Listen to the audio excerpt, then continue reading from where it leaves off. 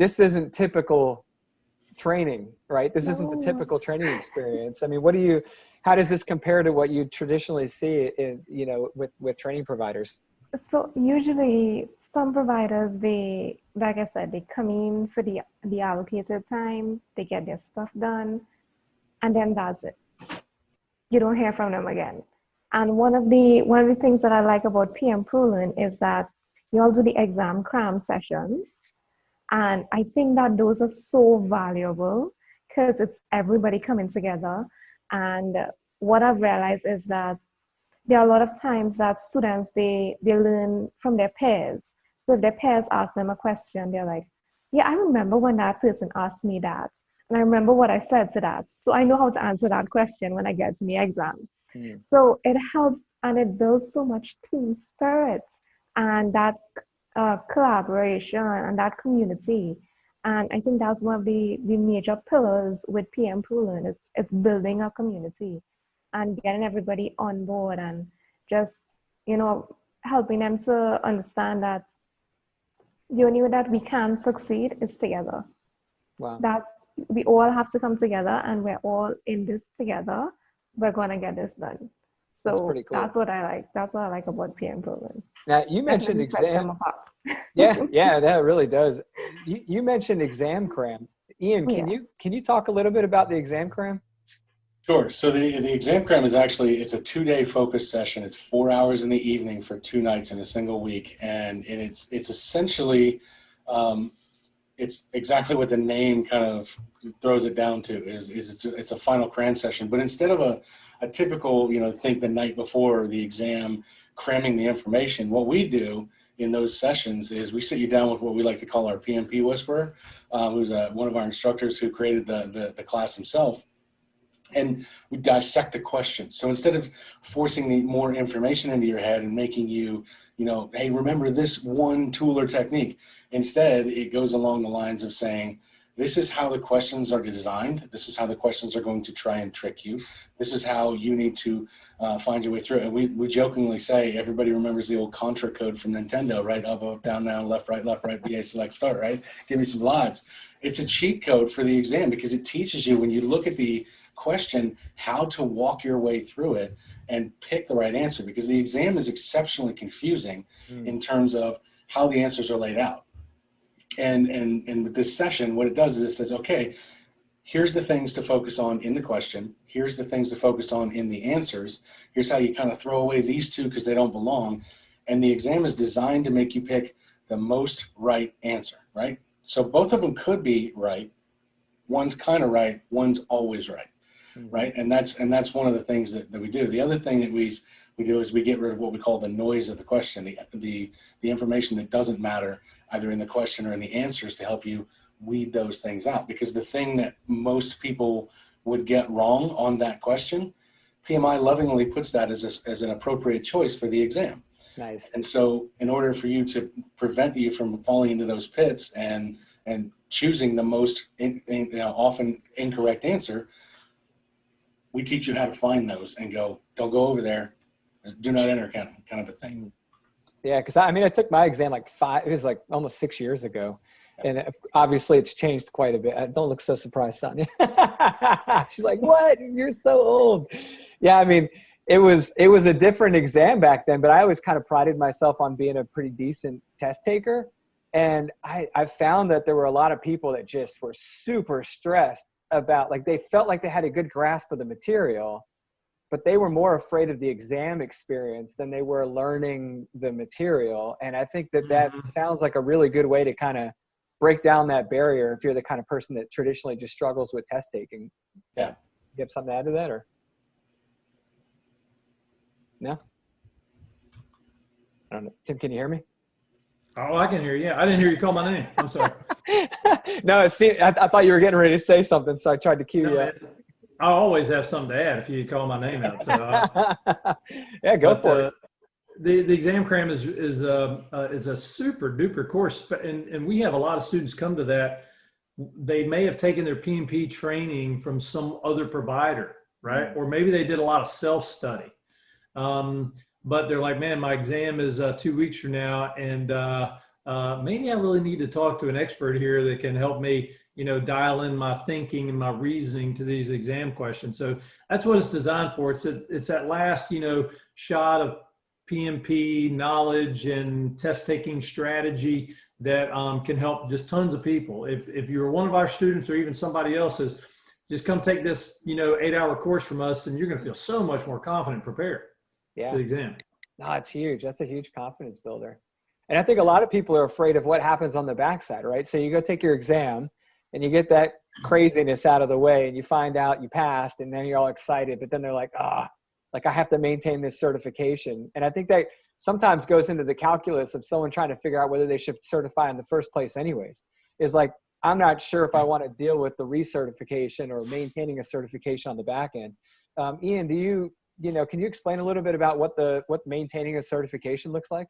Yeah, it's not something that you want to mess up. I'm going to be honest with you, and not something you should fear, but it's not something you want to mess up, because if you lose your certification, if you don't recertify, you actually have to do all this all over again, right? Yeah. You gotta go cradle to grave all over again. You got to reapply. You don't have to sit through another class, but you should, because it's guaranteed the test has changed at least a little bit, right? And you got to walk the dog the whole way from front to back and relive this whole nightmarish experience, which we try and make as friendly as possible, but not everybody does. So the recertification requirements, it kind of works on a 3-year cycle of what they call PDUs, or professional development units. So similar to many organizations' certifications, continuing education units. 1 hour equals 1 hour. And in 3 years, you're required to get 60 professional development units, or PDUs, that the Project Management Institute recognizes. And there's several ways to do that. We have students that'll read books, and the time that they spend reading the book is a PDU. But you have to be strategic with it, right? So you can't just go back and sit in another PMP class or go read a couple of articles and call it good. There's a defined path that PMI requires that all of the project managers that are certified actually take. And it's called the PMI Talent Triangle. So you have to focus on technical project management skills, because that does change over time. Good practice changes over time. Methodologies change over time. The way organizations report and things, those change over time. So there's a requirement that some of those 60 PDUs have to be in the technical project management realm. And then one of the big things that organizations struggle with is positive leadership, right? And being able to effectively take a group of people, establish a goal, create a vision, and move people towards successful completion of that vision, right? So many people can balance a budget, they can keep things on schedule, they can check quality, but they really don't do well leading, right? So PMI says, okay, we recognize this as a thing. Leadership concepts, or from organizational behavior theory all the way through, how you lead individuals in a teach, coach, mentor type mentality, changes over time as well. New schools of thought, new effective techniques, different generations, those kinds of things. So a portion of it has to come from leadership as well. And then the one that I think, honestly, in my opinion, is probably one of the more valuable is the last leg of the triangle. It's called strategy and business management. Highly underrated aspect of leading projects. Because the purpose of a project, unless the organization likes to waste money and time and resources, is to meet some sort of organizational goal, right? Right. And this strategy leg, what it really does is it says, how does my project or the projects that I'm running in my program or portfolio tailor itself to the strategy of the organization and the overall business environment? What are we really trying to achieve? Because that's the goal of a project, right? Is to take some sort of initiative and find a way to capitalize on it as an organization. And the project manager and their project is right in the center of all of that. So PMI recognizes that, and they say a portion of your stuff has to come in strategy and business management as well. And you can get those PDUs by reading books, going to webinars, attending a class from PM-ProLearn, right? All kinds of different ways. And then also, you could even do what's called giving back. So maybe training somebody else on how the scheduling system works and how scheduling methodologies work, why we do things a certain way. And you get credit for those hours of training as well. And you submit those to PMI. And again, you do 60 every 3 years. If you miss the mark, which no one should ever do, but if you miss the mark and you don't get them all, you can actually petition to get a 1-year grace period. When they allow that grace period in there, you have that 12-month period to get all 60 or the remaining of those 60 PDUs to then restart your certification cycle. And again, if you don't, then you got to restart from cradle to grave. For some people, the PMP training and the CAPM, or the Certified Associated Project Management training, is it's almost identical. In our case, it is identical because the skill set is the same. It's how the tests are built that are different. So for the CAPM or CAPM certification, starting October 1st of 2020, they're actually changing that. From before, it used to be if you were a CAPM, yes. That's tomorrow. That's tomorrow. For those of you who are watching this in the future, I said that yesterday. It's tomorrow now. But yeah, absolutely. October 1st of 2020, no longer, and this is a huge benefit, no longer do you have to go back and take the CAPM exam, because that's how it used to be. Now you have to get 50 or 15 PDUs inside of that 3-year cycle. So it's a little bit different. Wow, that's crazy. I mean, I don't think I really learned, and it was a different structure when I got certified than it is now. It's one of the reasons why I ask. But I don't think I really understood what what it was going to take to keep my certification current. Yeah. But I knew I was not taking that exam again. That I knew. I was like, you leave that exam, you're like, thank God that's over. I feel very accomplished that I, passed it. Absolutely. I'm proud of myself. I'm not doing that again. It's like going to military boot camp. You're glad you did it, but you never want to do it again. Yeah, that's right. Yeah, unless you're an idiot and you go to OCS like I did. You just do it all over again. Small price to pay. But yeah, no, you're right. It's, that to me was one of those things where I don't think I really did the research on maintaining a certification that I probably should have done before. And I think it's important for organizations to understand what kind of investment you're making, right? And this kind of goes back to what we were talking about earlier, Sanya. It's like you've got these people investing in developing a competency, not only for their people, but for the organization writ large, right? You're trying to bring that knowledge into your organization.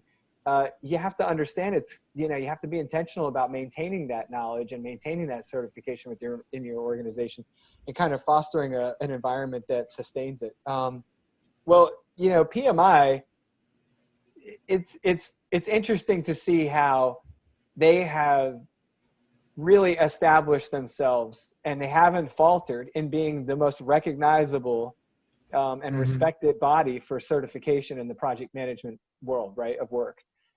Tim, can you tell me a little bit more about what's going on with PMI these days? How are they managing the new exam, and what your relationship with PMI is? Yes, sir. So first of all, the exam is changing on January the 2nd of 2021. And of course, exams need to be updated to stay relevant with what's going on in the world. That's always going to be a constant thing. So it's going to change again, in our lifetime, many, many times. But this change is very different from any of the past changes that I've been involved with. I've been a PMP since 2011. And I took the exam when they had the 4th edition of the PMBOK. They're on the 6th edition of the PMBOK now. They're getting ready to roll out the 7th edition, sometime next year. But this new exam is a departure from the previous thinking about project management. So it doesn't mean that projects have changed, but what PMI does, PMI goes out there and tries to stay relevant with what's actually being used or needed in the field of project management. So they do continuous surveys across all their membership, and there's over 3 million members worldwide at PMI, and PMI surveys those members, and they ask questions like, what are you doing in your projects? What's being asked of you by your employer? What are your biggest challenges? How are you solving these problems? And PMI gets all this feedback in their surveys, and they take that and say, oh, okay, here's what project managers are being called on to do in today's world. How can we make sure that we're testing them correctly, that the product we're giving to employers when they see a PMP is relevant for what they need in their organization? So that's what happened. PMI did what they call a role delineation study, where they go out there and they hire a third-party contractor that looks at at the role of project managers and does all this survey stuff. And they take all that information and go back and say, wow, we need to update the exam because project managers are doing things that we're not currently testing them on. And so one of the big, huge changes in the new exam in January is that 50% of the questions are going to be based on agile project methods. Wow. And that's never been a big part of the PMP exam. 50%, right? So, Wow. you know, the PMBOK doesn't, the project management body of knowledge doesn't currently include a lot of agile knowledge. So PMI's created these other documents, like there's a smaller book called the Agile Practice Guide, and they're coming on with some new discipline agile training. And they've got the Agile Certified Practitioner certification, but PMI is really working with how do we make sure that project managers can walk into these organizations that require all this agile knowledge and actually perform. So that's the big change, 50%. It's also going from 5 performance domains down to 3 performance domains. So it used to be they would test you on how do you initiate, plan, execute, monitor, control, and close a project.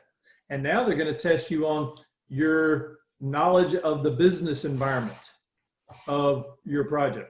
They're going to test you on the area of people. Do you know how to manage people on your project? And the 3rd performance domain is called process. Do you understand how to build a schedule, how to maintain a budget, those kind of process-oriented things that project managers do? So it's going from those 5 domains down to 3. So PMI, in my opinion, is doing great work there in updating the exam to what's actually already being required of project managers in the field. So we're excited about being able to train people on that toward the new exam. And part of us preparing ourselves to train people on that new exam is we have recently become an authorized training partner, or an ATP, with the Project Management Institute.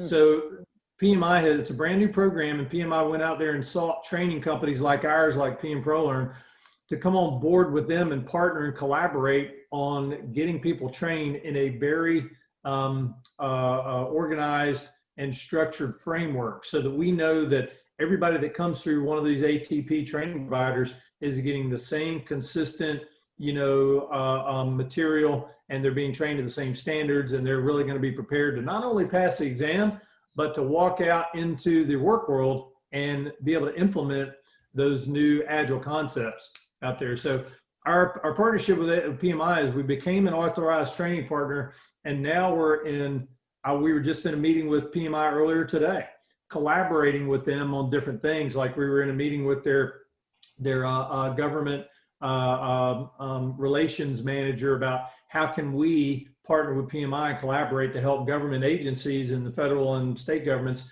do better project management. We're also working with PMI on a new mentorship program for people coming on board, you know, in the field of project management from the military. And we're working on training programs to offer to PMI chapters that are, you know, directed to help local chapters around the world train their local membership in all this new project management stuff that's going to be on the new exam. So we're super excited. PMI has kind of opened up their window of collaborating with private training companies like PM-ProLearn, because we bring the boots on the ground expertise with what's happening in the training world. And, you know, we're kind of the bridge between PMI, who, you know, is the repository for all this knowledge and good practice, and the practitioners out there that are trying to implement it. Well, you need somebody in between there to train people on that. And that's where PM-ProLearn comes into play. And we're really excited that that PMI recognized us as someone they would want to partner with in doing that. So we're really hoping to expand our impact and help even more people and more organizations, you know, do better projects. Wow, that's huge, man. That's really cool. I mean, I know that had to be a tremendous, you know, investment for PMI to take on a company, you know, and do that type of work. And I think it's really, you know, kind of satisfying for a student to know that the company you're working with meets, you know, that level of standard, that PMI has chosen to partner with them, and that, you know, you're getting the best investment of your time and money by going with a company that, can deliver that level of training. Ian, are you experiencing what have you seen since that change has come about? There's been a lot. So there's in the back end is where a lot of those things that are different now, I should say, or you could say, that Tim was talking about, right? Like just the open collaboration with areas inside of PMI and industry that we never saw before. Like, so, Tim mentioned having a conversation with the government relations. We were on a Zoom with the managing director of all North America in PMI, and talking with her about, the most appropriate way for project managers to kind of be shepherded into this lifelong mentorship thing. So what Sanya was talking about earlier on in the thing of creating this environment where project managers are just willing to help each other, and the chapters have a lot to do with that. Exposure to different disciplines have a lot to do with that. And that has really been, it's been a phenomenal experience, really just opening up the doors and letting everybody kind of, for lack of a better way to put it, peek behind the curtain and see some of the decisions. Because for a long time, and PMI has admitted this, they weren't focused as much on the project manager as they were the certification. And now, under new leadership, they've turned their focus outward, and it's obvious. And it's been great. And that's where the new exam has come from. That's where these new collaborative partnerships have come from. That's where discussions that were never really, it was just kind of like, hey, we're going to do this thing over here. And then, hey guys, this is the new thing we're doing. Everybody just kind of like feels the shock real quick. And then we figure out how to best work in that environment. And they've taken a much more detailed approach at trying to make sure that doesn't happen, right? Because if the trainers and the training partners feel shock, then the students are going to feel shock, and it's not conducive to learning and to continuing on the certification pathway, or even wanting to continue the certification with the PDUs, as we talked about. So that's been a big thing.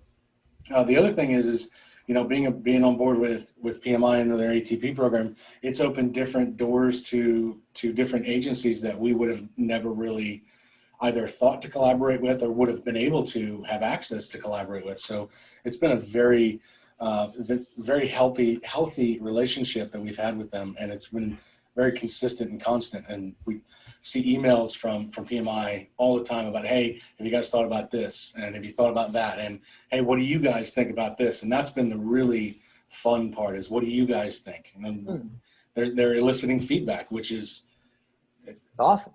Well, yeah, I mean, when you think about it, like the people that govern all of this say, what do you guys think? It creates buy-in for both sides, right? This is what the ground floor thinks. This is what the 50th floor thinks. Hey, let's find a way to meet in the middle and see how we can all think, right? And it's been fun. It's been very refreshing.